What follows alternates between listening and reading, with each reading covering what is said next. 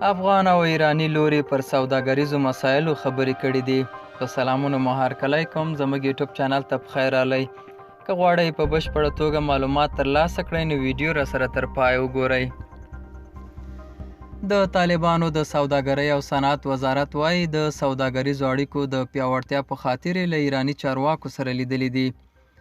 د وزارت د یوې خبرپاڼې په خپرولو سره ویلي دي چې د طالبانو د حکومت د سوداګرۍ او صنعت وزارت مرستیال ملا قدرت الله جمال د ایران د لارو او ښار جوړونې وزارت له ځانګړي استازي میر شفیع او په کابل کې د ایران سفارت له اقتصادي اتشې حسن شیرزادي سره په اقتصادي مسایلو خبرې کړې دي.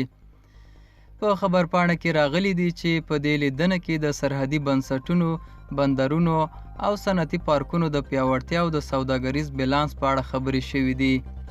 دا و زموږ نننۍ چمتو شوی ویډیو. تر بیا ښه وخت، ښې چارې.